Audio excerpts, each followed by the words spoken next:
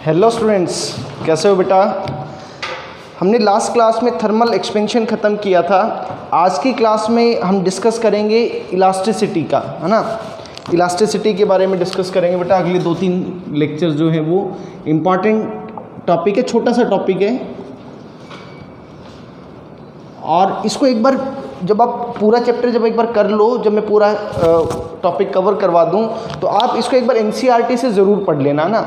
NCERT से पक्का इसकी रीडिंग कर लेना एक बार। कुछ कुछ छोटे मोटे पॉइंट्स हैं जो शायद मैं नहीं कवर कर पाऊँगा, वो आप लोग कवर कर लेना उसको, ठीक है। तो भाई सबसे पहले बात करते हैं कि फॉर एग्ज़ाम्पल बेटा कि कोई भी एक सॉलिड है तो उसका क्या है, it has a definite shape and size. It has definite shape and size. या आप बेटा एक छोटा सा एक और वर्ड हम बोलते हैं जिसको हम बोलते हैं रिजिड बॉडी। तो कोई भी बॉडी को रिजिड बॉडी कब कहा जाएगा, लेट अस से कि बेटा ये कोई भी बॉडी है आपकी, कोई भी बॉडी मान लो, और उसमें आपने कोई पॉइंट्स लिए ए और B and they are separated by a distance D. तो वो जो दो फिक्स्ड पॉइंट हैं, जो दो आपने फिक्स्ड पॉइंट कर रखे हैं, उनके बीच में हमेशा डिस्टेंस फिक्स्ड रहना चाहिए। ऐसी जो बॉडीज़ होंगी उनको रिजिड बॉडी कहा जाएगा। अगर हम ह्यूमन बॉडी की बात करें, किसी एनिमल के बारे में बात करें, तो they are not rigid bodies. क्यों, ऐसा क्यों है? क्योंकि अभी मान लो कि मेरा यहाँ पे है, तो मेरे इन दो उंगलियों के बीच का डिस्टेंस कुछ x है। मैं जब ऐसे खड़ा हो जाऊँगा तो मेरे दोनों पार्ट्स के बीच में क्या हो जाएगा, अलग डिस्टेंस आ जाएगा। यानी कि that is not a rigid body, वो रिजिड बॉडी नहीं है, ठीक है बेटा। तो यानी कि कोई भी रिजिड बॉडी है, या मैं स्पेसिफिकली बात करूं किसके बारे में, हम बात करें सॉलिड्स के बारे में, तो वहाँ पे क्या है, उनका फिक्स्ड शेप है और फिक्स्ड क्या है बेटा, साइज़ है। चलो अब हम क्या करते हैं, बहुत सिंपल सा एक एग्जांपल लेता हूँ बेटा मैं आपके लिए। एक स्प्रिंग आपने देखा होगा, स्प्रिंग है ना। पेन, कुछ पेन्स आते हैं ना जो उनके अंदर भी आपको स्प्रिंग मिल जाएगी। तो आप उस स्प्रिंग को अगर क्या करेंगे बेटा, आप जैसे उनको स्ट्रेच करेंगे, है ना, तो या आप उन पे फोर्स लगाएंगे। तो फोर्स जब आप लगाएंगे तो स्प्रिंग जो है वो क्या होना शुरू हो जाएगी, वो स्ट्रेच होना शुरू हो जाएगी। अब जैसे आप उस पर फोर्स लगाओगे ना, तो जो स्प्रिंग के अंदर के जो मॉलिक्यूल्स हैं, they will develop a restoring force, और वो क्या चाहेंगे कि अपनी ओरिजिनल पोजीशन पर आ जाएं। समझ में आई बात? लिखो जरा बेटा सभी लोग।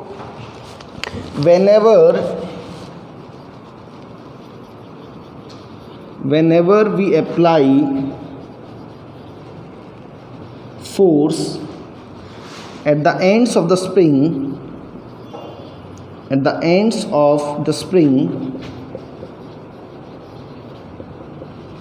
it stretches or it gets stretched,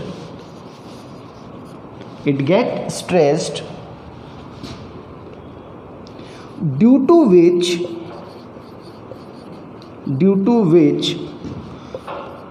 particles or atoms in the spring develops a restoring force,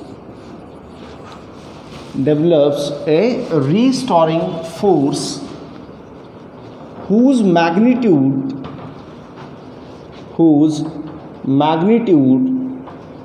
is equal to the applied force। जो आपने फोर्स अप्लाई किया है, उस अप्लाइड फोर्स के बराबर उस रिस्टोरिंग फोर्स का क्या होगा बेटा, मैग्नीट्यूड होगा।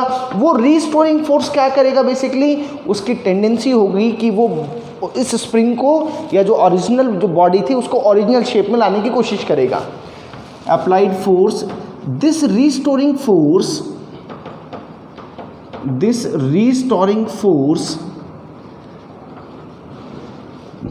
has a tendency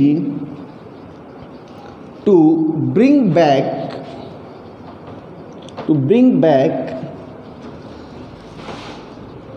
the body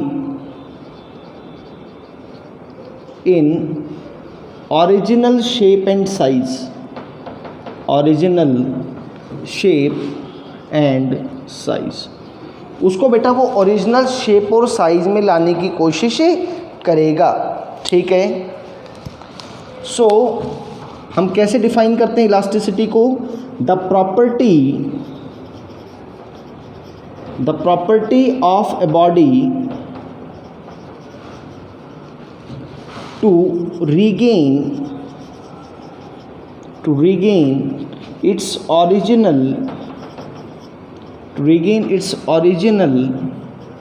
shape and size. The property of a body to regain its original shape and size when external force is removed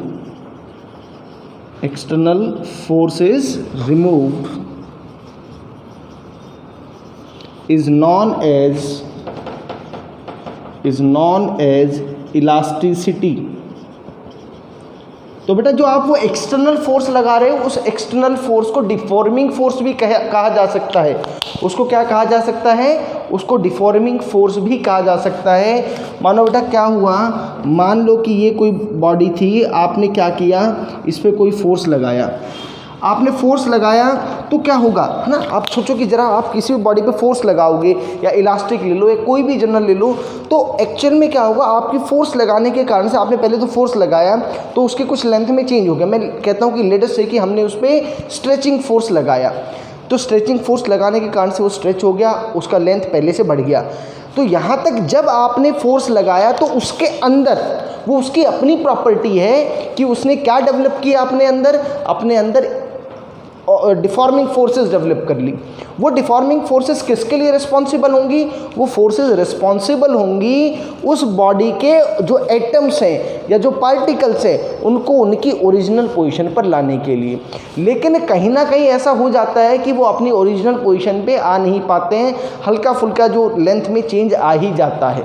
ठीक है, तो वो जो आप एक्स्ट्रा फोर्स लगा रहे थे उसको डिफॉर्मिंग फोर्स कहा जा सकता है। यह जो प्रॉपर्टी जो बॉडी को उसके ओरिजिनल शेप में और साइज में लाने की कोशिश करेगी, उसकी जो टेंडेंसी होगी बेटा, उसी को क्या कहा जाता है? उसको इलास्टिसिटी प्रॉपर्टी कहा जाता है। ठीक है, और देखो जरा आगे,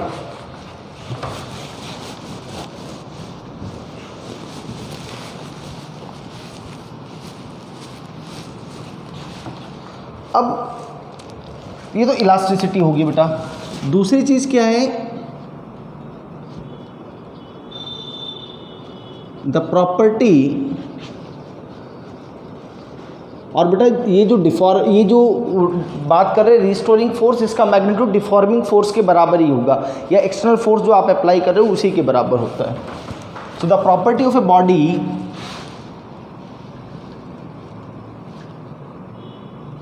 when external force is removed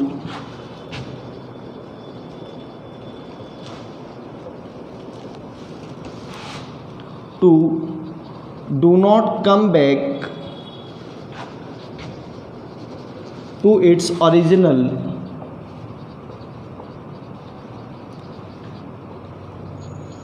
shape and size। आप ऐसा भी बोल सकते हो बेटा, इस केस में क्या होगा, 100% डिफॉर्मेशन। माने आपने जहाँ पे एक्सटर्नल फोर्स लगाई वो वहीं की वहीं रह गई, आपने जहाँ पे फोर्स लगाया वो बॉडी वहीं की वहीं रह गई बेटा। इस केस को क्या कहा जाता है? इस प्रॉपर्टी को कहा जाता है प्लास्टिसिटी। इस प्रॉपर्टी को बेटा कहा जाता है प्लास्टिसिटी। अब इस वाले केस में अगर बात करें इलास्टिसिटी वाले केस में बेटा, अगर 100% इलास्टिक बॉडी अगर है ना, तो उस केस में क्या होगा, 100% रिफॉर्मेशन हो जाएगी। ठीक है, तो इसका बेटा अगर मैं एग्जांपल बात करूं कि इस केस में प्लास्टिक के केस में कि फॉर एग्जांपल पुट्टी हो गया और मड हो गया, ये क्या चीज़ है? They are ideal plastic. यानी कि बेटा इसमें 0% रिफॉर्मेशन यानी कि बहुत आलसी टाइप के लोग हैं, जहाँ पे आपने एक्सटर्नल फोर्स लगाना बंद कर दिया ये वहीं के वहीं रुक जाएंगे। सो बेसिकली ये आपको दो टर्म्स के बारे में पता लग गया है, एक इलास्टिसिटी के बारे में बेटा और एक प्लास्टिसिटी के बारे में या प्लास्टिक के बारे में पता लग गया। यानी कि ओरिजिनल फॉर्म में नहीं आ पाने की जो उसकी टेंडेंसी है वह प्लास्टिसिटी, और ओरिजिनल शेप और साइज में आने की जो टेंडेंसी है या जो उसका नेचर है that property is non as elasticity. तो ये तो बेटा दो बातें हो गई इलास्टिसिटी के बारे में और प्लास्टिसिटी के बारे में। और देखो बेटा इसमें थोड़ा काफ़ी पार्ट बेटा थ्योरेटिकल है इसमें, बट जब तक वो थ्योरी वाला पार्ट क्लियर नहीं होगा तो आसान से आसान न्यूमेरिकल भी नहीं होता इसका, और वो हो जाता है तो फिर मुश्किल से मुश्किल क्वेश्चन बड़े आराम से हो जाएगा। देखो अब दो चीज़ें हम पढ़ेंगे, एक है बेटा स्ट्रेस और दूसरा है स्ट्रेन। स्ट्रेस एंड स्ट्रेन बेटा, ठीक है ना। बहुत कहते हैं कि एग्ज़ाम आ रहा है स्ट्रेस हो रहा है, एग्ज़ाम आ रहा है स्ट्रेस हो रहा है, तो एक्चुअल में स्ट्रेस हमारी भाषा में तो फिज़िक्स वाले कहते हैं भाई स्ट्रेस हमें नहीं पता, ये तो होता है फोर्स पर यूनिट एरिया। सीधी सीधी बात ये, हम ऐसे ये देसी भाषा है ना। स्ट्रेस को जब भी आप कहीं पढ़ोगे तो एक्चुअल में क्या पढ़ते हो, फोर्स अपॉन एरिया। तो ठीक है कुछ थोड़ा हद तक ठीक भी है, बट एक्चुअल में ये ध्यान करो कि ये ऐसी वैसी फोर्स नहीं थी बेटा ना। ये क्या चीज़ है समझ लो ज़रा। कह रहे कि whenever external force is applied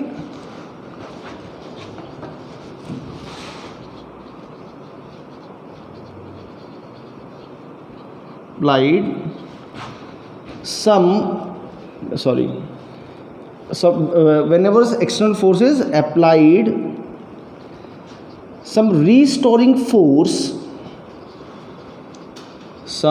restoring force is generated per unit area.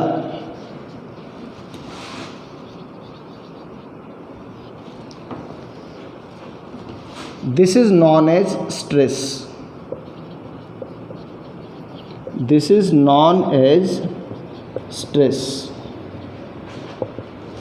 है ना। जब कोई एक्सटर्नल फोर्स बेटा आप पे लगाता है तो बेसिकली क्या होता है कि आप पे नहीं, मतलब किसी भी बॉडी पे आपने क्या किया, कोई एक्सटर्नल फोर्स लगाया तो उसके अंदर क्या होगा, एक टेंडेंसी होगी उसके एटम्स का ना। आप ऐसे समझ लो, एनसीईआरटी के अंदर एक बहुत बढ़िया एग्जांपल दिया हुआ बेटा, ऐसा समझने की कोशिश करो, मैं कोशिश करता हूँ वैसा बनाने का।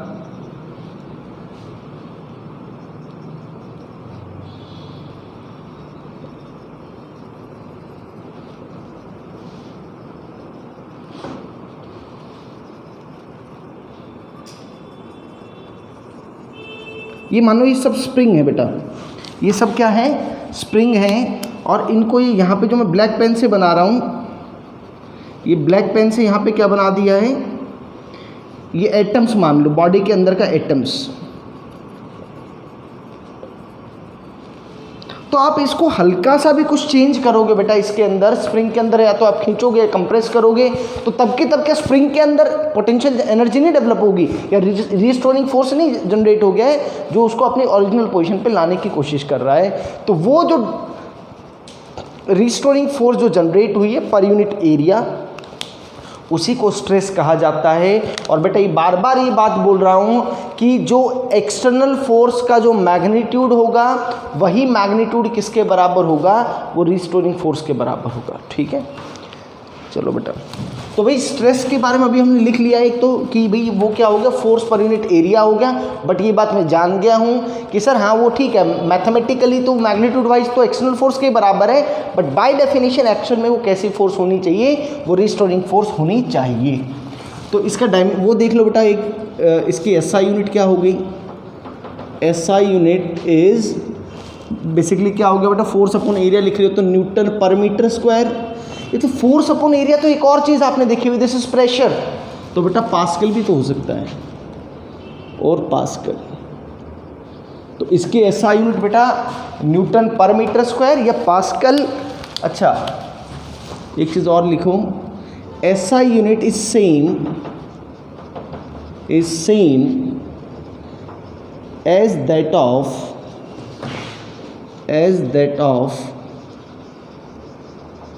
प्रेशर, है ना बेटा। प्रेशर भी तो आपने फोर्स पर यूनिट एरिया वहाँ पे हमने डिफाइन किया था, तो सेम वही इसकी SI यूनिट आ गई। डायमेंशनल फार्मूला भी बेटा इसका देख सकते हो आप लोग, डायमेंशनल फार्मूला ऑफ स्ट्रेस। तो बेटा डायमेंशनल फार्मूला ऑफ स्ट्रेस क्या हो गया, देखो फोर्स का तो हो गया m1 L1 T -2 बेटा, अपॉन में आप एरिया करेंगे तो L2 आ गया। तो इसका जो डायमेंशनल फार्मूला आएगा वो m1 L -1 T -2, ये बेटा इसका क्या आ जाएगा, यह इसका डायमेंशनल फार्मूला आ जाएगा।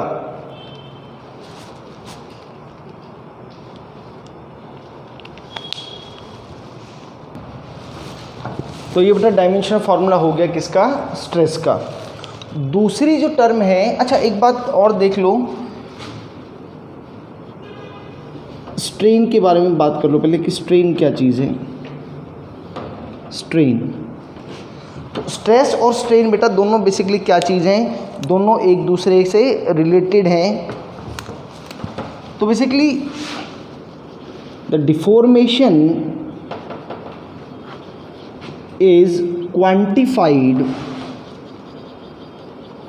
quantified by strain। एक्चुअल में कि जो भी गिवन फोर्स है उसके कॉरस्पॉन्डिंग कितना चेंज हुआ है बॉडी के डायमेंशंस में, वो कौन बताएगा, वो आपको स्ट्रेन बताएगा। समझ में आया। For a given force, for a given applied force, how much is deformation,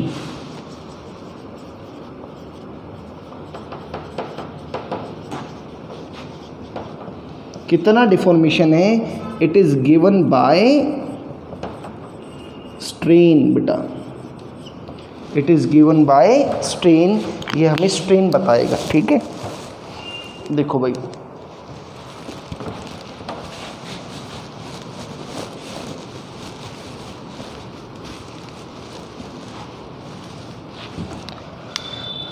देखो भाई, मान लो कि बेटा आपके पास ये एक रॉड थी जिसकी एक्चुअल लेंथ मान लो x थी, इनिशियली ये x लेंथ है इस पे बेटा। अब मान लो कि आपने इस पे क्या किया बेटा, फोर्स अप्लाई किया इधर भी और इधर भी। आपने इसको खींचते हुए कहाँ तक ले आए, जब इसकी लेंथ हो गई बेटा कितनी, इसकी लेंथ हो गई लेटस से y। जब आप ना, आप मुझे लगता है बहुत अच्छे से समझ पा रहे हो कि आपने क्या लिया, कोई भी रॉड ली, उस पर दोनों तरफ ऐसे फोर्स लगाया। तो फोर्स लगाने में मान लो पहले वो 1 मीटर थी, अब लेटे से कि वो 1.01 मीटर होगी। ठीक है, तो यानी कि जब वो लेंथ y मीटर हो गई है, तब आपने यहाँ पे जो एक्सटर्नल फोर्स थे बेटा वो रिमूव कर दिए। अब रिमूव करने के बाद इस बॉडी में 3 केसेस बन सकते हैं बेटा। पहला केस तो ये बन सकता है कि जब आपने छोड़ दिया बेटा तो बॉडी अपनी ओरिजिनल लेंथ के अंदर आ गई, ओरिजिनल लेंथ उसका x हो गया। अगर बेटा ये ऐसा तो हो जाता है तो इसको मैं क्या बोलूँगा कि ये बॉडी क्या है, this is perfectly elastic, perfectly elastic. तो इसमें बेटा क्या होगा, 100% रिफॉर्मेशन होगा बेटा, 100% रिफॉर्मेशन बेटा, और 0% डिफॉर्मेशन। 100% रिफॉर्मेशन और 0% डिफॉर्मेशन। ठीक है बेटा, इसको हम एक और बोल सकते हैं, एक और टर्म कि ये कंप्लीटली इलास्टिक बॉडी है। This is completely elastic body, completely elastic body. ये तो फर्स्ट केस हो गया बेटा। सेकंड केस कि अब ये जो लेंथ आई बेटा, है ना, ये जो लेंथ आई, ये लेटेस्ट से कि x डैश आ गई बेटा। ये x डैश x से तो बड़ी है लेकिन y से छोटी है। यानी कि जहाँ पे आपने उसको फोर्स लगाना छोड़ा था उस लेंथ से तो कम है। उस लेंथ से कम होने का मतलब क्या हो गया कि बॉडी में रिफॉर्मेशन तो हुई है लेकिन वो ओरिजिनल लेंथ पर नहीं गया, तो इसका मतलब कुछ डिफॉर्मेशन भी हुई है। तो बेटा मैं इसको बोलूँगा ये पार्शियली इलास्टिक है या पार्शियली इन इलास्टिक है। तो दिस इज पार्शियली इलास्टिक और पार्शियली इन इलास्टिक और पार्शियली इन इलास्टिक, आप कुछ भी बोल सकते हो बेटा। कुछ डिफॉर्मेशन हो जाएगा है ना, पार्शियली डिफॉर्मेशन और पार्शियल ही रिफॉर्मेशन हो जाएगा। ठीक है बेटा।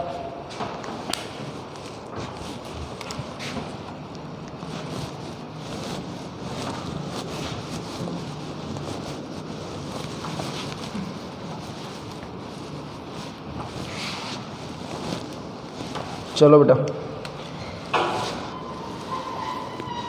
थर्ड केस कि आपने y पे छोड़ा बेटा और ये लेंथ y की y पे ही रह गई, यानी कि यहाँ पे बेटा क्या हुआ 100% डिफॉर्मेशन हो गया, 100% डिफॉर्मेशन और 0% रिफॉर्मेशन रहा बेटा। इसको बेटा क्या कहा जाएगा, perfectly plastic body, perfectly plastic body बोल लो बेटा, और perfectly in elastic, perfectly in elastic बेटा। इन दोनों में से आप कुछ भी इसको बोल सकते हो। ठीक है।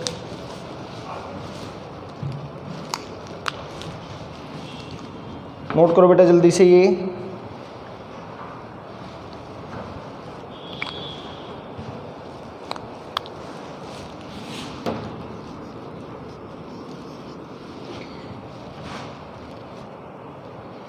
अगर आपने क्या किया, लेट अस से कि if F is the force applied, F is the force applied on body of area of cross section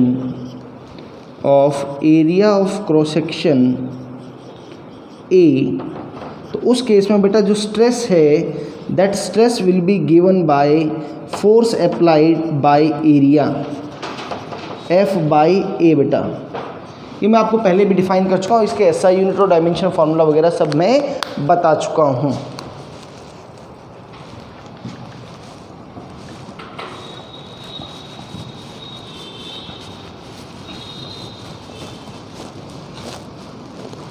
अब भाई आपने किस तरीके से फोर्स लगाया और उसमें किस तरीके से डिफॉर्मेशन आई, उसके बेसिस के ऊपर 3 तरह की स्ट्रेस हम पढ़ेंगे, 3 तरह का स्ट्रेस पढ़ेंगे। होपफुली इधर से नोट कर लिया सभी ने।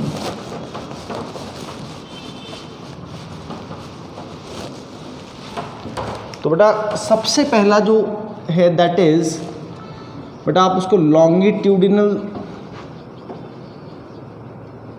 स्ट्रेस कह सकते हो, या बेटा इसका एक और नाम है टेंसाइल स्ट्रेस भी कहते हैं इसको, लॉन्गिट्यूडिनल स्ट्रेस या फिर टेंसाइल स्ट्रेस, ये बात है बेटा। ठीक है। देखो बेटा लेट अस से कि ये कोई सिलेंडर था अपने पास,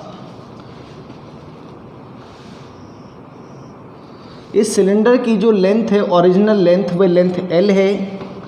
अब हमने क्या किया बेटा कि इसके इस तरफ भी F फोर्स लगाया और इसके इस तरफ भी F फोर्स लगाया।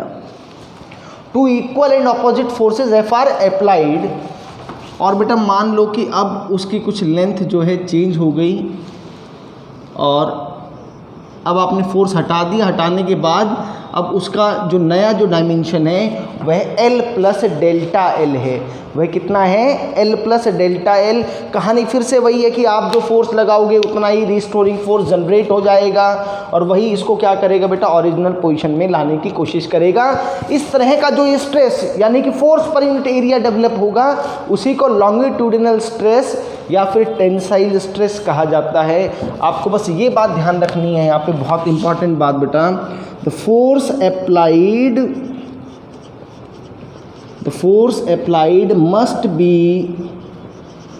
must be perpendicular to the area of cross section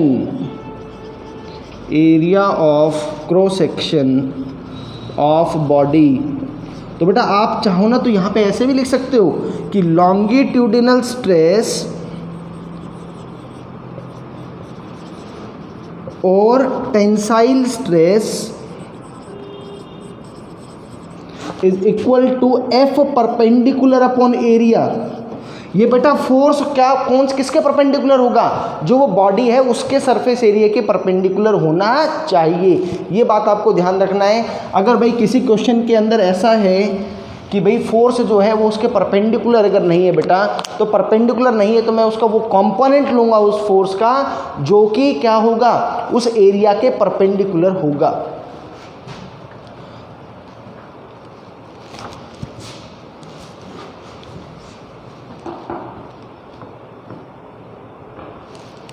अब बेटा ऐसा भी कहा जा सकता था ना कि इस केस में बेटा कोई ऐसे भी कर सकता था कि सर ये ऐसे था, एक्चुअल में लेंथ ये थी, अब इस बार हमने फोर्स ऐसे लगाया, कंप्रेसिव फोर्स लगाया है ना, खींचने के बजाय उसको क्या किया, कंप्रेस किया। तो भाई उस केस में मान लो कि अब फाइनली क्या हुआ, फाइनली लेटेस्ट से कि अब उसकी लेंथ आ गई एल। भाई अगर आप कंप्रेसिव फोर्स अगर लगाओगे तो लेंथ घट जाएगा। तो यहाँ पे इस केस में बेटा ये जो स्ट्रेस जो आया या फोर्स पर यूनिट एरिया आया, डिफॉर्मिंग, इसको ऐसे लिख लो, restoring force developed per unit area in this case is known as compressive stress। बेटा उसको क्या कहा जाता है, उसको बेटा कंप्रेसिव स्ट्रेस कहा जाता है। यह कंप्रेसिव स्ट्रेस लेंथ को कम करेगा, डायमेंशंस को घटाएगा बेटा। इसका फॉर्मूला भी है तो वही क्या, F/F परपेंडिकुलर बाई A। तो ये बेटा आप चाहे कंप्रेसिव स्ट्रेस लिख लो, चाहे आप लॉन्गिट्यूडनल लिख लो या टेंसाइल लिख लो, जो बेसिक फार्मूला है वो तो वही रहेगा, उसमें कोई चेंज नहीं आने वाला। अब इसमें एक नई टर्म है that is longitudinal strain. Longitudinal बोल सकते हो बेटा, या आप उसको टेंसाइल स्ट्रेन भी कह सकते हो या कंप्रेसिव स्ट्रेन भी कह सकते हो अगर कंप्रेशन हुआ है तो भाई लॉन्गिट्यूडनल स्ट्रेस और स्ट्रेन, लॉन्गिट्यूडनल स्ट्रेन और tensile strain is equal to change in length divided by original length. तो बेटा यही जो टर्म है ना, स्ट्रेन वाली जो टर्म है, यही बताएगी कि आपने जो डिफॉर्मिंग फोर्स लगाया है उसके कॉरस्पॉन्डिंग बॉडी के डायमेंशंस में कितना चेंज हुआ। जितना ज़्यादा स्ट्रेन उतना ही ज़्यादा बॉडी में क्या रहेगा बेटा, डिफॉर्मेशन रहेगा। कारण क्या है कि ओरिजिनल लेंथ तो फिक्स है, तो यानी कि ये वैल्यू अगर ज़्यादा रहेगी वो तभी ज़्यादा रह सकती है जब चेंज इन लेंथ ज़्यादा होगा। चेंज इन लेंथ का मतलब कि ज़्यादा डिफॉर्मेशन वहाँ हुई, तो ये डिफॉर्मेशन को ही क्वांटिफाई करता है। तो ये आ गया बेटा डेल्टा एल अपॉन एल आ गया एक तरह से आपका, है ना। डेल्टा आप लिख सकते हो इसको क्या, कि लॉन्गिट्यूडनल स्ट्रेन और tensile strain is equal to बेटा डेल्टा एल अपॉन एल। तो आप देखोगे कि it is a ratio of lengths, तो ये यूनिट लेस और डायमेंशन लेस होगा, यूनिटलेस एंड डायमेंशनलेस। ना ही इसके कोई यूनिट होगी और ना ही इसकी कोई डायमेंशन होगी बेटा, ठीक है। आप चाहो तो इस केस में बेटा कंप्रेसिव स्ट्रेन का भी फार्मूला लिख सकते हो, कंप्रेसिव स्ट्रेन, है ना। लॉन्गिट्यूडनल में तो बेटा एक बात ध्यान रखना, ये जो डेल्टा एल आएगा ये क्या होगा, this is increase in length, increase in length. आप जब कंप्रेसिव स्ट्रेन का फॉर्मूला लिखोगे तो क्या लिखोगे, decrease in length divided by original length. Formula, basic formula तो बेटा वही है अभी भी, डेल्टा एल बाई एल, लेकिन इस बार ये डेल्टा एल डिक्रीजिंग होगा, ये बात ध्यान रखना है आपको। ये इस बार क्या होगा, ये डिक्रीजिंग होगा बेटा।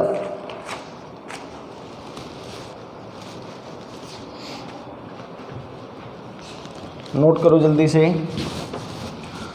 तो बेटा लॉन्गिट्यूडनल फोर्स हमें समझ में आ गया, सॉरी लॉन्गिट्यूडनल स्ट्रेस हमें समझ में आ गया कि भैया जब भी किसी बॉडी के परपेंडिकुलर या उसके नॉर्मल जब आप उस पर फोर्स लगाओगे, फॉर एग्जांपल सिलेंडर के, उस केस में जो भी फोर्स पर यूनिट एरिया जो रिस्टोरिंग फोर्स डेवलप होगी उसको क्या कहा जाएगा, उसको लॉन्गिट्यूडनल स्ट्रेस कहा जाएगा। कंप्रेस करेंगे तो कंप्रेशन कहलाएगा, और वो जो change in length upon original length जो है वो आपकी कहलाएगी स्ट्रेन। जितना ज़्यादा स्ट्रेन उतना ही ज़्यादा डिफॉर्मेशन। चलो अब बेटा अगला जो था, ये तो पहला हो गया। द सेकेंड वन इज, तो पहला जो हमने पढ़ा वो पढ़ लिया लॉन्गिट्यूडनल स्ट्रेस। अब जो पढ़ेंगे दैट इज टेंजेंशियल, या तो बेटा आप इसको टेंजेंशियल कह सकते हो या फिर इसको शियरिंग स्ट्रेस भी कह सकते हो, और shearing stress.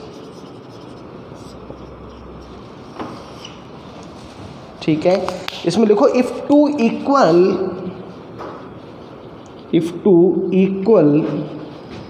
And opposite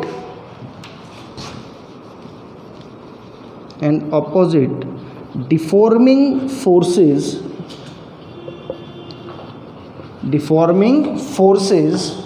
are applied parallel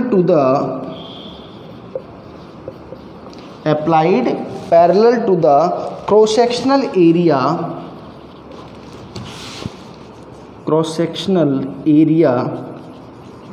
of the body,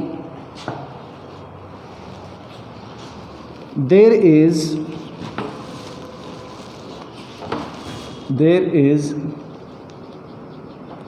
relative displacement,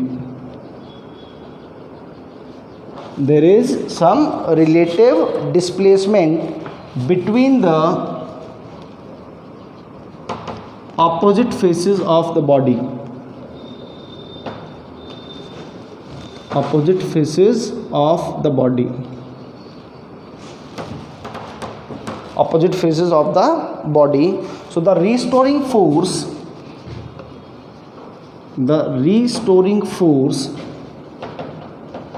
developed per unit cross section area or simple per unit area is known as tangential or shearing stress,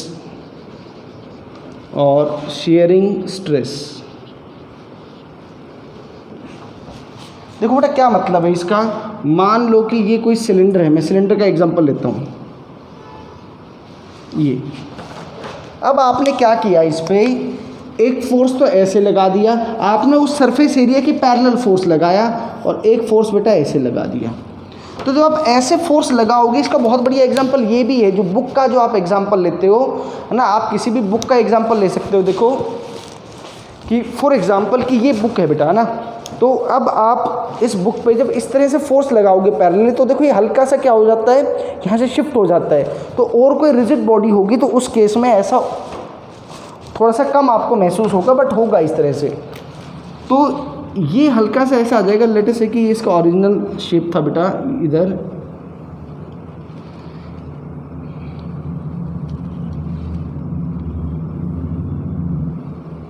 ये लो बेटा, ये कुछ इस फॉर्म में आ जाएगा। मुझे लगता है सब लोग समझ गए कि हल्का सा वो जो आपने फोर्स लगाई थी उसके पैरेलल हल्का सा डिस्प्लेस हो गया बेटा, कि ये लेंथ तो टोटल एल ही थी, ये जो है बेटा, ये इसमें कुछ डिस्प्लेसमेंट आ गया डेल्टा एक्स, ये बेटा मैं इसको थीटा एंगल से लिख देता हूँ, ये इसको थीटा एंगल से लिख दिया।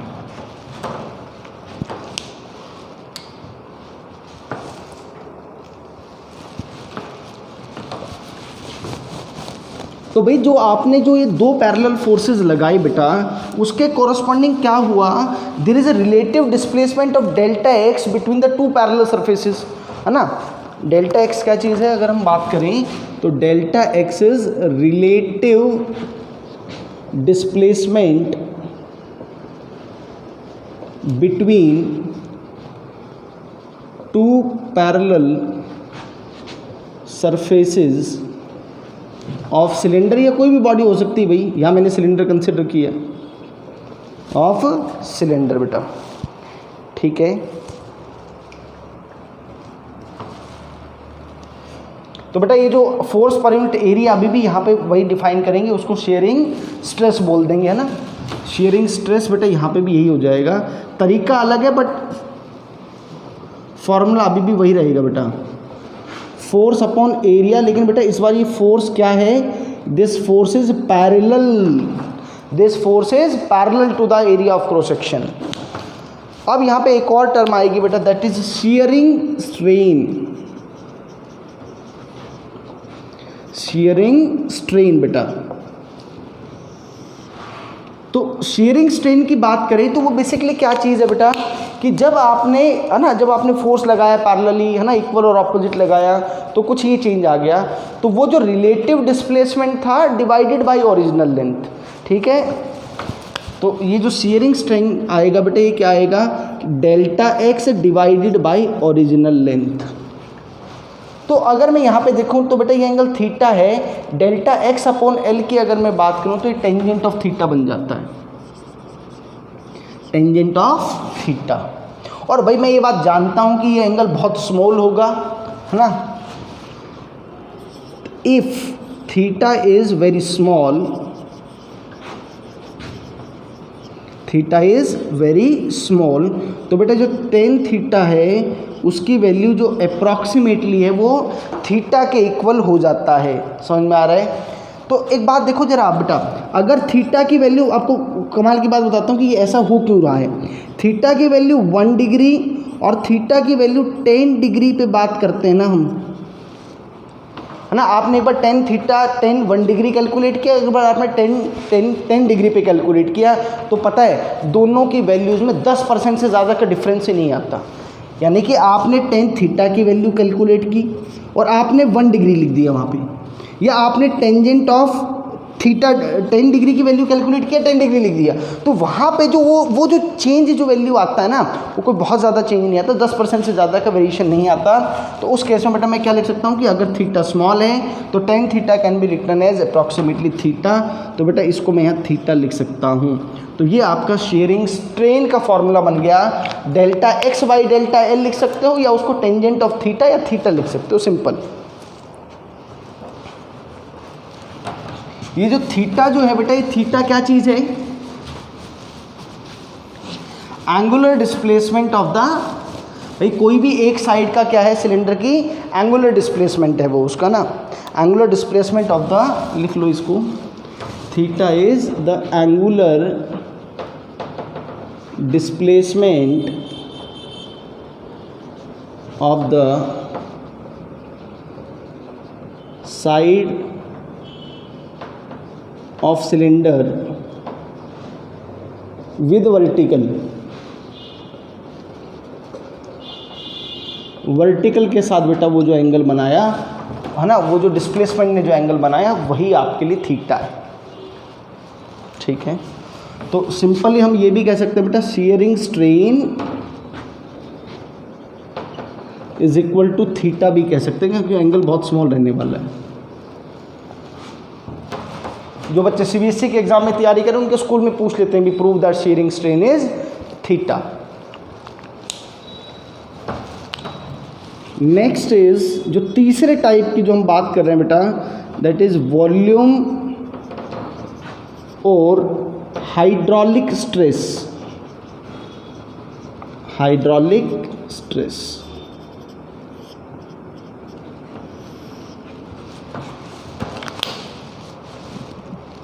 देखो क्या होगा, whenever a body is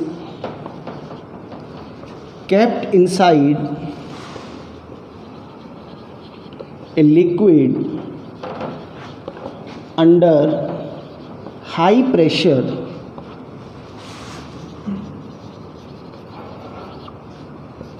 it experiences normal forces at all the points by the liquid or by the fluid। ये हमने पहले भी बेटा आपको पढ़ाया था, है ना। लिक्विड्स के अंदर हमने क्या बात की थी बेटा, फ्लूइड्स वाले चैप्टर के अंदर, कि भाई फ्लूइड्स वाले चैप्टर में बात की थी किसी भी सॉलिड बॉडी को, किसी भी सॉलिड ऑब्जेक्ट को अगर आप कहाँ रखेंगे, अगर आप लिक्विड के अंदर रखते हैं तो इट विल, उस पर जो लिक्विड है वो नॉर्मल फोर्सेस लगाता है। तो और यहाँ पे मैं कह रहा हूँ कि बहुत हाई प्रेशर पे, ध्यान रखना कि लिख दिया है पहले कि हाई प्रेशर के अंदर है। तो मान लो कि बेटा ये कोई बॉडी थी, आपने इसको लिक्विड के अंदर रख दिया। जब आप इसको लिक्विड के अंदर रख दोगे तो अब होगा क्या, साइड से बहुत ज़्यादा भाई प्रेशर बहुत ज़्यादा है, तो यहाँ पे उसके कॉरस्पॉन्डिंग बेटा जो प्रेशर फोर्स लगेगी ये सब नॉर्मल है, ये सब फोर्सेस नॉर्मल है, ये बात ध्यान रखना। तो जब इस पर चारों तरफ से फोर्स लग रही होगी, और वो सब कैसी फोर्स लग रही है, वो कंप्रेसिव फोर्स लग रही है ना, तो उस केस में क्या हो जाएगा, ये कुछ अपना शेप चेंज कर लेगा, मतलब शेप नहीं चेंज करेगा बेटा, सिर्फ वॉल्यूम चेंज करेगा, शेप उसकी वैसी रहेगी जैसे पहले थी। और ये जो चेंज इन वॉल्यूम आया, ये डेल्टा वी वॉल्यूम आया बेटा, ये उस केस में क्या आया बेटा, डेल्टा वी वॉल्यूम आया।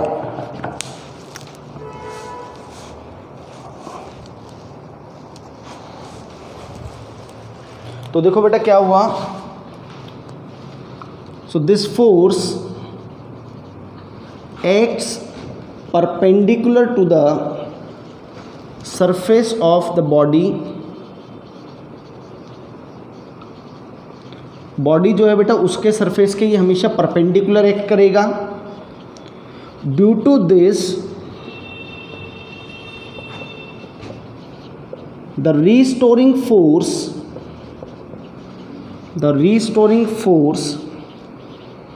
developed inside the body per unit area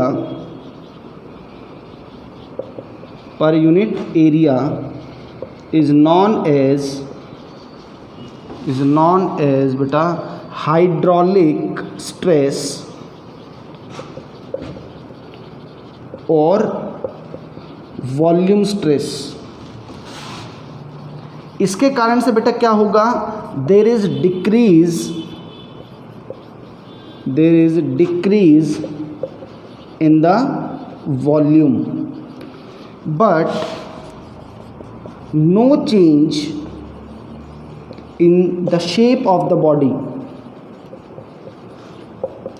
क्योंकि बेटा कोई भी यहाँ पे टेंजेंशियल फोर्स नहीं लगा, तो टेंजेंशियल फोर्स नहीं लगा तो शेप ऑफ द बॉडी नहीं चेंज हो पाएगी। सारे के सारे कंप्रेसिव फोर्स लगे तो shape of the body change नहीं हो पाएगी इस केस के अंदर बेटा, ठीक है। तो बेटा अब बात करते हैं, जो वॉल्यूम जो स्ट्रेस आया है बेटा, इसका जो मैग्नीट्यूड होगा वो हाइड्रोलिक प्रेशर के बराबर ही होगा। अभी बता देते हैं आपको कैसे, है ना। लिक्विड के अंदर आप बात कर रहे हो कि सर जो वॉल्यूम स्ट्रेस है या हाइड्रोलिक स्ट्रेस जो है वो किसके इक्वल होगा, भाई वो होगा तो फोर्स अपॉन एरिया ही। तो ये जो है बेटा ये प्रेशर हो जाता है basically. So the magnitude of volume stress और hydraulic stress is equal to the hydraulic pressure. वहाँ पे बेटा जो प्रेशर लग रहा होगा वहाँ पे वॉल्यूम जो स्ट्रेस है वो उसी के इक्वल आ जाएगा, वॉल्यूम स्ट्रेस उसी के इक्वल आ जाएगा।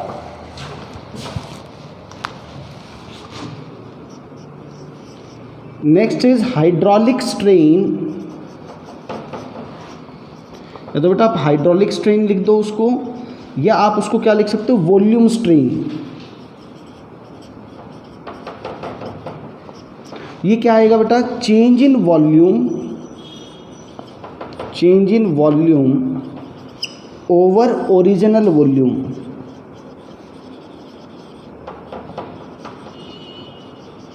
तो it is equal to delta V by we.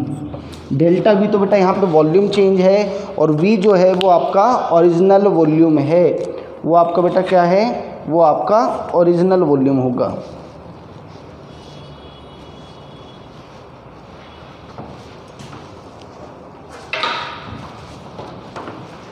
तो बेटा ये 3 टाइप का स्ट्रेस और 3 टाइप का स्ट्रेन होता है ना। लॉन्गिट्यूडनल जो कि फोर्स आप लगाओगे डिफॉर्मेशन के लिए वो परपेंडिकुलर टू एरिया रहना चाहिए। दूसरा हमने अच्छा उसको टेंसाइल भी बोल सकते हैं, टेंसाइल स्ट्रेस भी बोल सकते हैं बेटा, और उसके कॉरस्पॉन्डिंग जो डिफॉर्मेशन को क्वांटिफाई करेगा वो लॉन्गिट्यूडनल स्ट्रेन कहलाएगा। That is simply delta L by L. दूसरा जो हमने पढ़ा वो क्या पढ़ा, टेंजेंशियल या फिर शेयरिंग स्ट्रेस। ये कैसे लगेगा, ये हमेशा उसके पैरेलल लगेगा, ठीक है, दोनों फेसेस पे, और जो भी रिलेटिव डिस्प्लेसमेंट बाय ओरिजिनल जो लेंथ आएगा that is non as the shearing strain, ठीक है। और जो लास्ट जो हमने पढ़ा वो वॉल्यूमेट्रिक की, बहुत हाई प्रेशर के अंदर अगर किसी बॉडी को लिक्विड के अंदर आप रख दोगे तो उस केस में क्या होगा, उसकी वॉल्यूम डिक्रीज हो जाएगी बट शेप में कोई चेंज नहीं आएगा। उसके कॉरस्पॉन्डिंग जो रिस्टोरिंग फोर्स पर यूनिट एरिया जो डेवलप हुआ दैट इज नॉन एज, उसको क्या बोलेंगे, हाइड्रोलिक या फिर वॉल्यूम स्ट्रेस बोलेंगे बेटा। और उसके कॉरस्पॉन्डिंग जो change in volume by original volume जो आया ये आपका वॉल्यूम स्ट्रेन हो गया। जैसे सिंपल ये 3 तरह का, इसमें क्वेश्चन अभी करते हैं। उन क्वेश्चंस में एक छोटी सी चीज़ की जरूरत पड़ेगी, वो मैं अभी आपको बता देता हूँ, दैट इज हुक्स लॉ।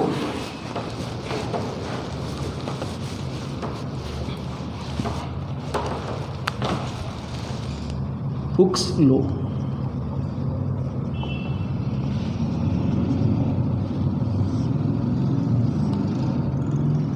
पहली बात तो कि ये एम्पिरिकल लॉ है बेटा, यानी कि एक्सपेरिमेंट्स के थ्रू ही आया है, कोई प्रूफ या इस तरह का नहीं आया। This is empirical law. एक बात तो ये हो गया। तो ये कहता क्या है, पहले ये समझ लेते हैं। For small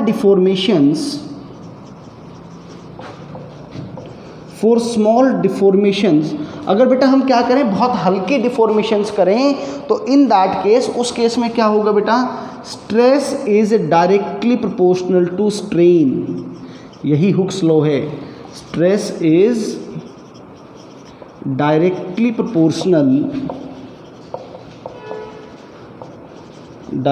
proportional to strain बेटा। तो यहाँ से जब मैं साइन ऑफ प्रोपोर्शनलिटी हटाऊंगा तो इसके जगह कुछ कांस्टेंट के आ गया बेटा, के इंटू स्ट्रेन। तो ये जो के है बेटा, के, इसको बोला जाता है it is modulus of elasticity.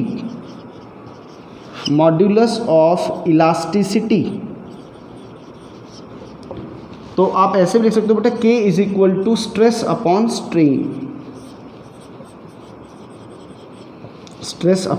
Strain बेटा, ऐसे आप इसको लिख सकते हो। And this law is found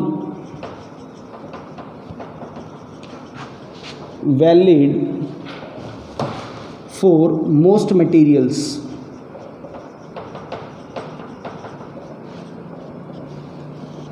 most of the materials के लिए ये वैलिड है बेटा। Stress is directly proportional to strain, ये बात है। अब हम बात करें बेटा किसकी, यंग्स मॉड्यूलस ऑफ इलास्टिसिटी। और भी अलग अलग होंगे बट अभी के लिए, क्योंकि ये मुझे अभी आने वाले न्यूमेरिकल्स में ज़रूरत पड़ेगा, यंग्स मॉड्यूलस ऑफ इलास्टिसिटी। तो ये कैसे, इसको बेटा y से लिखते हैं, यंग्स मॉड्यूलस ऑफ इलास्टिसिटी को y से रिप्रेजेंट करेंगे। And it is defined as ratio of longitudinal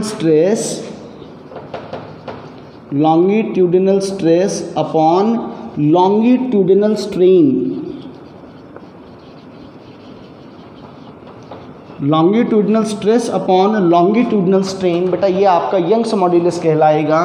तो देखो बेटा क्या लिखते हो आप, लॉन्गिट्यूडनल स्ट्रेस को कैसे लिखोगे, फोर्स अपॉन एरिया, याद रखना फोर्स नॉर्मल वाला रहेगा बेटा, और लॉन्गिट्यूडनल स्ट्रेन क्या होगा बेटा, डेल्टा एल बाई एल।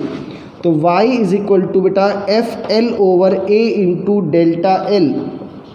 और यहाँ से एक और इम्पॉर्टेंट फार्मूला बहुत है, that is delta L is equal to F L upon A into Y. F is the applied force, L is the original length, A is the area of cross section and Y is Young's modulus of elasticity. Y क्या है आपका, Young's modulus of elasticity है बेटा।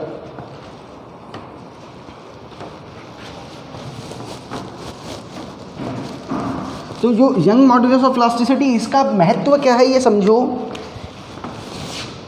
Note में लिख लो। If a body has more value of Y, यानी कि Young's modulus of elasticity, then it is more elastic. एक बात और बेटा कि steel is more elastic than rubber. उसका कारण क्या है बेटा कि यंग्स मॉड्यूलस ऑफ स्टील वो ज़्यादा है किससे, यंग्स मॉड्यूलस ऑफ रबर से। तो इसके कारण से है ना कि जो ओरिजिनल फॉर्म में आने की टेंडेंसी उसकी बहुत ज़्यादा रहेगी। ठीक है, इलास्टिसिटी किसकी ज़्यादा है, स्टील की इलास्टिसिटी ज़्यादा है, उसका यंग्स मॉड्यूलस बेटा ज़्यादा है। ठीक है,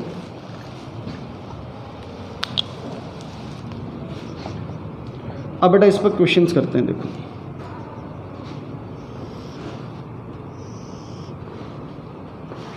ये कोई रॉड है बेटा जिसका लेंथ L है और इसका area of cross section A और इसका Young's modulus of elasticity Y।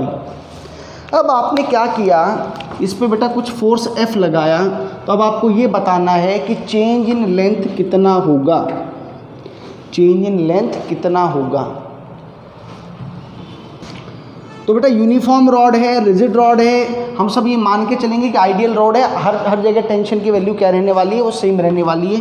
But खैर हमें तो डेल्टा एल चाहिए बेटा, तो कोई दिक्कत ही नहीं है। देखो जब आपने फोर्स लगा दिया, लेट अस से कि वो यहाँ पे था और अब कुछ चेंज होकर के बेटा ये डेल्टा एल हो गया।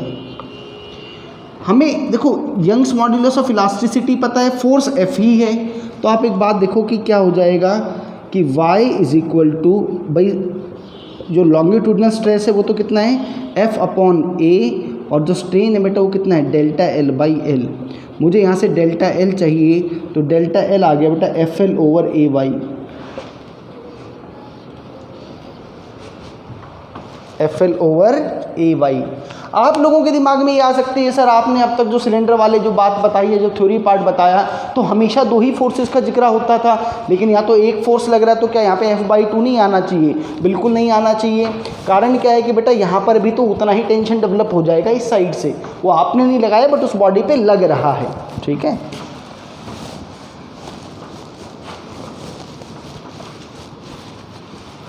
अगर बेटा इस टाइप का कोई क्वेश्चन आता है, देखो आप छोटे छोटे बहुत छोटे छोटे एग्जाम्पल के साथ क्वेश्चंस करेंगे हम। ये बेटा आप ये मान लो कि इसके लेंथ L, इसका area of cross section A, Young's modulus of velocity Y। इस बार फोर्स बेटा ऐसे कंप्रेसिव फोर्स लगा रहे हैं, तो कुछ नहीं डेल्टा L उतना ही आएगा, बट वो इस बार कंप्रेसिव आएगा, है ना। डेल्टा L अभी भी बेटा कितना आ जाएगा, FL ओवर AY, कोई दिक्कत नहीं है किसी भी तरह की।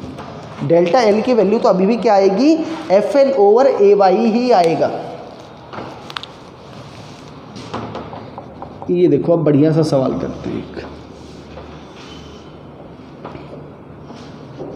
ये बेटा इस बार 2F फोर्स लगाया, इधर F फोर्स लगाया, और ये इसकी लेंथ है बेटा, टोटल लेंथ मान लो L है।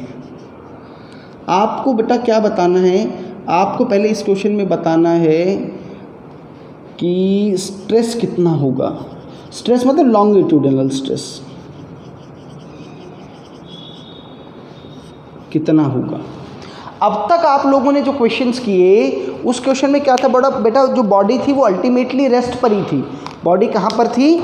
बॉडी अल्टीमेटली रेस्ट पर ही होती थी, लेकिन यहाँ पे नेट फोर्स लग रहा है तो बॉडी तो भाई भागेगी, बॉडी इस तरफ भागेगी कुछ ए एक्सेलरेशन के साथ। चलो मैं कहता हूँ कि लेट मास ऑफ बॉडी, जो बॉडी का जो मास है बेटा वो हमने m मान लिया, तो देखो इक्वेशन क्या लिखोगे, acceleration is equal to 2f minus F divided by m which is equal to f by m। ये जो रॉड है बेटा ये इस तरफ a एक्सेलरेशन से क्या करेगी, ये एक्सेलरेट करेगी। एक बात तो समझ में आ गया,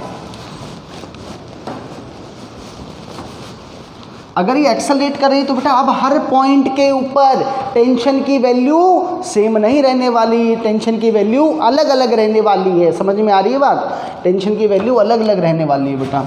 तो हम एक काम करते हैं कि ये जो रॉड थी इसमें यहाँ से x दूरी पर एक छोटा सा एलिमेंट कंसिडर कर लेते हैं बेटा, ये जिसकी ये विड्थ कितनी मान लो आप बेटा, dx मान लो। और देखो इस तरफ फोर्स F था और इस तरफ फोर्स 2F था। अब इस एलिमेंट पे भी तो कुछ फोर्स लग रहा होगा ना, टेंसाइल, तो बेटा मैं मान लेता हूँ कि वो फोर्स F डैश लग रहा है। यही F डैश बेटा यहाँ पे क्या लग रहा है, फोर्स लग रहा है, यही मुझे टेंसाइल स्ट्रेस निकालने में मदद करेगा। तो मैं इतने इतने पार्ट का अगर FBD बना लूँ बेटा, ध्यान से देखना, तो इस तरफ तो F डैश लगेगा बेटा, इस तरफ आपका F लगेगा, ये लेंथ आपकी x है, dx बहुत छोटा, मैं उसको कंसिडर नहीं कर रहा। तो भाई पहले तो जरा मुझे, अच्छा ये इधर a से एक्सेलरेट करेगा, इस बात में तो कोई शक ही नहीं है, मुझे बस f डैश चाहिए। f डैश आ जाएगा तो मेरा आंसर आ जाएगा। देखो बेटा कि कैसे लिखा जाए, f डैश है ना बेटा, माइनस f बराबर इतने इतने पार्ट का मास, तो बेटा मास पर यूनिट लेंथ इनटू इसकी विड्थ x है ना भाई। अगर आपको टोटल रोड L है, उसकी टोटल लेंथ आपने m मान रखा है, यूनिफॉर्म रोड है बेटा, तो x लेंथ का रोड कैसे निकालोगे, यूनिटरी मेथड से मास पर यूनिट लेंथ निकाला और जो भी ये लेंथ था उससे इसको मल्टीप्लाई कर दिया आपने, ठीक है जी। तो ये तो मास आ गया बेटा इसका, और ये इंटू एक्सेलरेशन। तो बेटा f dash minus F is equal to m by L into X, और बेटा a की वैल्यू आप ऑलरेडी कैलकुलेट कर चुके हो, वह वैल्यू आई है f बाई m, m से m कैंसिल, तो f dash is equal to f plus F X by L. तो बेटा ये जो आया f dash, it is variable, ये कांस्टेंट नहीं आया है, जो लग रहा था शुरू से कि हाँ कांस्टेंट नहीं आएगा, वेरिएबल टेंसाइल फोर्स आ गई बेटा आपकी। अगर एरिया से डिवाइड कर दूंगा तो बेटा ये क्या आ जाएगा, ये टेंसाइल स्ट्रेस आ जाएगा, आपको उसमें कोई दिक्कत नहीं है। इसमें एक बहुत बढ़िया सवाल बनता है ना, बहुत कम जगह इस तरह का क्वेश्चन आपको देखने को मिलेगा, बट बढ़िया सा क्वेश्चन है, एग्ज़ाम में आया भी हुआ है, दोबारा भी आ सकता है। देखो क्वेश्चन ये है, होपफुली ये सबको समझ में आ गया होगा बेटा कि यहाँ पे अब क्या हो रहा है, जैसे जैसे आप x की वैल्यू बढ़ाते जाओगे तो टेंसाइल जो फोर्स है वो बढ़ती चली जाएगी, टेंसाइल स्ट्रेस भी बढ़ता हुआ चला जाएगा। In previous question find tensile strain, ये मज़ेदार सवाल बनता है। देखो बेटा ये सवाल मज़ेदार सिर्फ इसलिए बन जाता है क्योंकि फोर्स वेरिएबल है भाई, ये जो फोर्स है ये क्या है बेटा, ये फोर्स वेरिएबल है, इसलिए थोड़ा सा बढ़िया सवाल बन गया। देखो कैसे करेंगे, हमने पिछले वाले क्वेश्चन में सिर्फ इतना पार्ट कंसीडर किया था, वही कंसीडर अभी भी करते हैं बेटा। देखो ये छोटा सा पार्ट कंसिडर किया, इस छोटे से पार्ट की ओरिजिनल लेंथ dx है। ये जो आपने छोटा सा एलिमेंट, डिफरेंशियल एलिमेंट बोला जाता है इसको, इस डिफरेंशियल एलिमेंट की ओरिजिनल लेंथ क्या है बेटा, वो dx है, ये चेंज लेंथ नहीं है। आपने तो बेटा क्या लिया था, शुरू में dx लेंथ लिया था इसका, चलो बहुत बढ़िया। ये लेंथ इतनी छोटी है बेटा कि मैं क्या मान सकता हूँ कि इसके थ्रू आउट जो टेंसाइल फोर्स है वो सेम ही रहेगी, उसमें कोई चेंज नहीं आएगा, बहुत छोटा सा एलिमेंट है। अच्छा, लेकिन अब लेंथ में कुछ चेंज तो आएगा जब टेंसाइल फोर्स डेवलप होगी। मैंने ये मान लिया कि ये कुछ लेंथ चेंज आएगी, ये DL लेंथ चेंज आएगी। DL is the change in length. ठीक है बेटा, DL is change in length. ये आ गया, बहुत बढ़िया। आप बेटा क्या लिखते हो, फॉर्मूला याद करो, stress upon strain is equal to young भाई साहब का मॉड्यूलस। ठीक है, स्ट्रेस कैसे लिखा जाएगा, स्ट्रेस तो लिखा जाएगा F डैश बाई A, और स्ट्रेन, इसके लिए स्ट्रेन ध्यान से देखो बेटा, इसके लिए स्ट्रेन लिखा जाएगा change in length DL by original length DX। Change in length DL original length DX is equal to Y। तो बेटा ये आ गया F dash DX is equal to AY DL। क्या आ गया, ये AY/DL आ गया बेटा। इस F डैश की वैल्यू हम ऑलरेडी निकाल चुके हैं। इस F डैश की वैल्यू को यहाँ सब्सटीट्यूट कर दो, F into 1 plus x/L into DX AY/DL। ये जो DL लेंथ चेंज है तो इस छोटे से एलिमेंट में है क्या, ऐसे ऐसे अनंत एलिमेंट्स होंगे इस रॉड के अंदर, ऐसे अनंत, और तो मैं सभी के जो चेंज आया उन सबको जोड़ दूंगा तो मेरे पास क्या आ जाएगा, इफेक्टिव चेंज आ जाएगा बेटा। तो उसको मैं जरा इधर सॉल्व करता हूँ बेटा।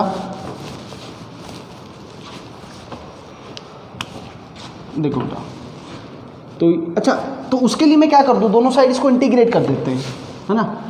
1 प्लस x/L इंटू DX। अच्छा, F बेटा कॉन्स्टेंट है, बाहर रखा है उसको, और बेटा ये AY कॉन्स्टेंट इंटीग्रल DL। तो बेटा ये DX की वैल्यू तो कहाँ से कहाँ वेरी करेगी, 0 से L, 0 से L।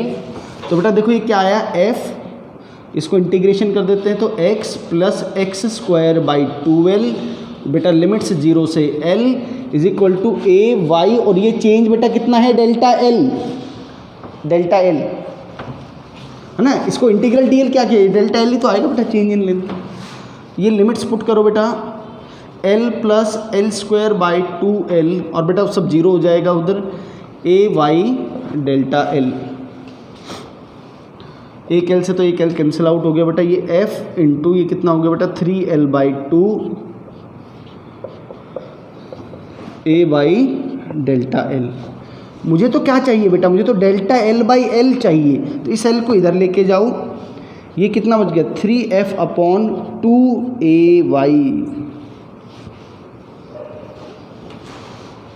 ये आपका बेटा क्या आ गया इस पर्टिकुलर क्वेश्चन के अंदर। In fact you can remember this result as a standard result, कि नहीं स्टैंडर्ड तो नहीं कह सकते ना, sorry, this is not the standard result, क्योंकि एक तरफ 2F और एक तरफ F लग रहा था, तो वो चेंज करेगा तो वैल्यू आ जाएगी, but the method remains the same. Method बेटा ऐसे ही रहेगा, सेम ही मेथड रहेगा। नोट करो जल्दी से, नोट करो जल्दी से।